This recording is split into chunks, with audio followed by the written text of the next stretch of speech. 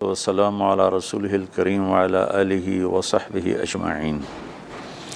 عید کی خوشی ہم کیوں مناتے ہیں؟ پہلے میں یہ تھوڑا سا واضح کر دوں کہ رمضان کا مہینہ اللہ نے پورا ایک ہمارے لیے خوشی کا مہینہ بنایا ہے، جس میں اللہ کی جنت کے دروازے کھول دیے جاتے ہیں، جہنم کے بند کر دیے جاتے ہیں، شیطان قید کر دیے جاتے ہیں، جنت کو روزانہ سجایا جاتا ہے، اللہ کا عرش پہلے آسمان پہ آ جاتا ہے، اللہ کی طرف سے اعلان ہو رہا ہوتا ہے، کوئی بخشش چاہنے والا، کوئی حاجت مانگنے والا، فرض 70 فرضوں کے برابر ہو جاتا ہے اور نفل فرض کے برابر ہو جاتا ہے، اور نفل اور فرض کا فرق اتنا بڑا ہے کہ قیامت تک 2 رکعت نفل پڑھتا رہے تو فرض رکعت کے ایک سجدے کے برابر نہیں۔ اور اس میں جو مر جاتے ہیں اہل ایمان، ان کا حساب نہیں ہوتا، ان کو قبر میں منکر نکیر نہیں آتے، اللہ تعالیٰ ان کو معاف فرما دیتا ہے۔ اس طرح 29 دن رات یہ سلسلہ چلتا ہے، اور آخری رات پھر اللہ تعالیٰ اعلان فرماتے ہیں کہ میرے بندوں نے رات کو قیام کیا، یعنی تراویح کی نماز پڑھی، دن میں روزہ رکھا، تو میں نے اس پر ان سب کی بخشش فرما دی۔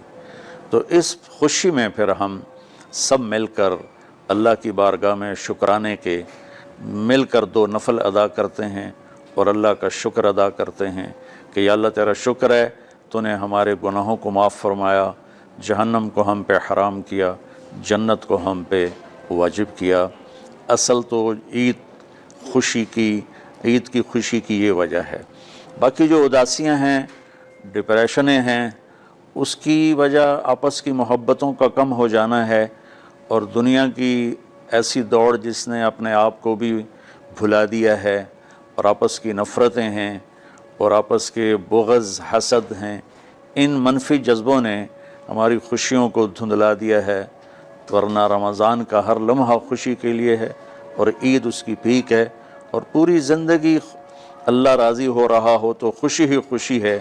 ہمیں اپنے ملک سے، اپنی نسل سے آپس کی نفرتیں، حسد، بغض یہ مٹانے ہوں گے، تب جا کر ہمیں حقیقی خوشیاں حاصل ہوں گی۔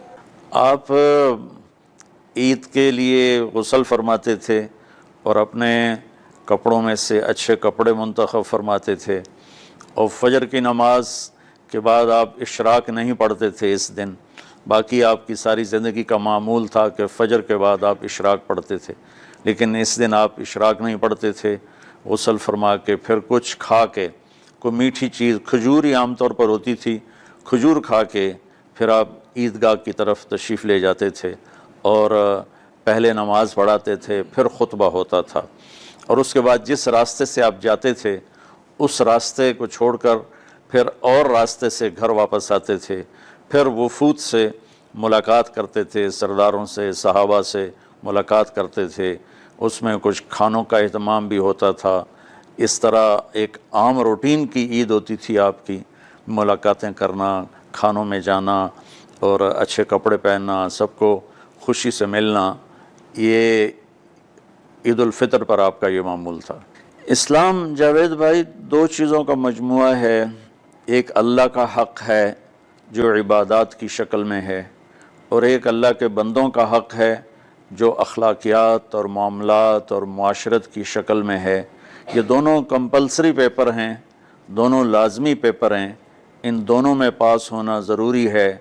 میری نماز اچھی ہے لیکن میری دکان پہ جھوٹ ہے، تو نماز اس جھوٹ کی کمی کو پورا نہیں کر سکے گی۔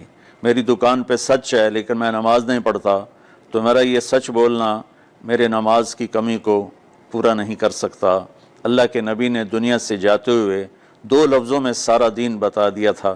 جب آپ کے جانے کا وقت قریب تھا تو آپ 2 لفظ دہرا رہے تھے، الصلاۃ وما ملکت ایمانکم، میری امت میرے بعد ایک نماز نہ چھوڑنا، اور ایک امت کے غریب مسکین لوگوں سے، نوکر غلاموں سے اچھا سلوک کرنا۔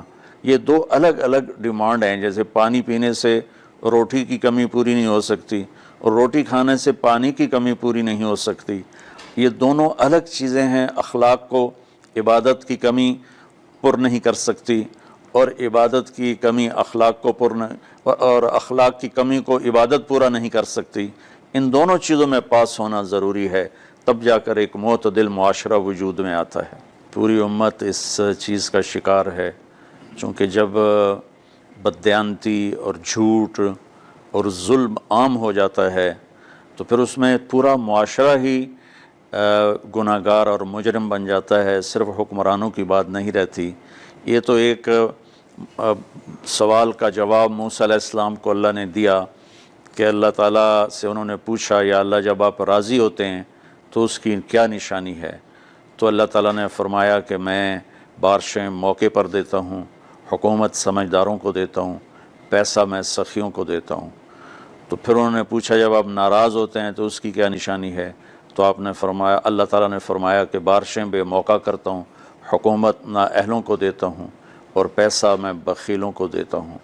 تو جب معاشرے میں عمومی بگاڑ پیدا ہوتا ہے تو اس کا اثر پھر اس شکل میں ظاہر ہوتا ہے، کبھی کسی اور شکل میں ظاہر ہوتا ہے۔ اس چیز کے مجرم نہ صرف حکمران ہیں، نہ صرف بخیل لوگ ہیں، بلکہ تمام طبقات امت کی اجتماعی کوتاہی میں یہ حالات اللہ کی طرف سے پیدا ہوتے ہیں۔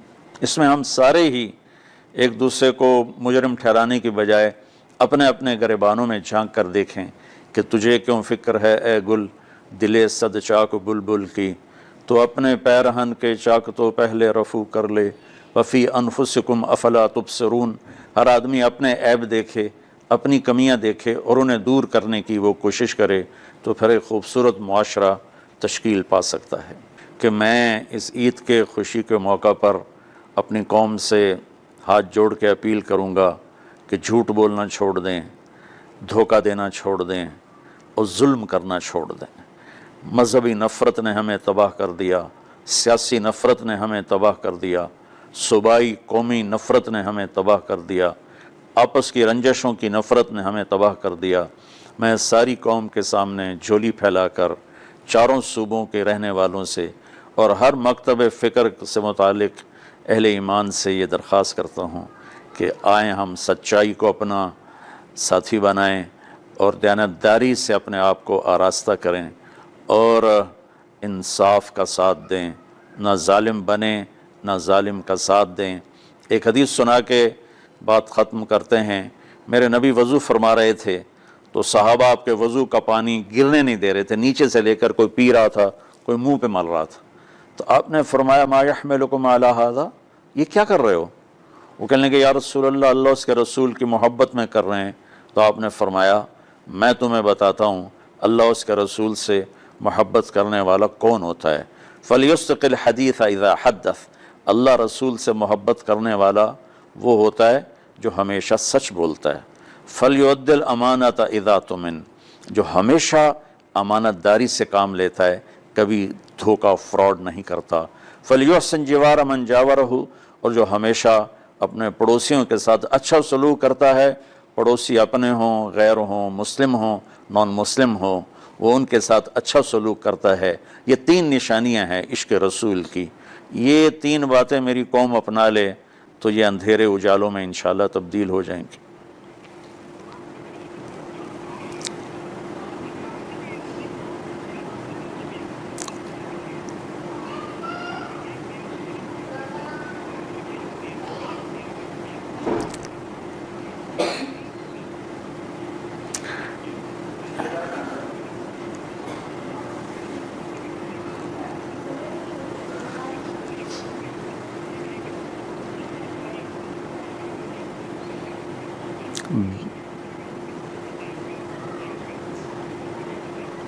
بل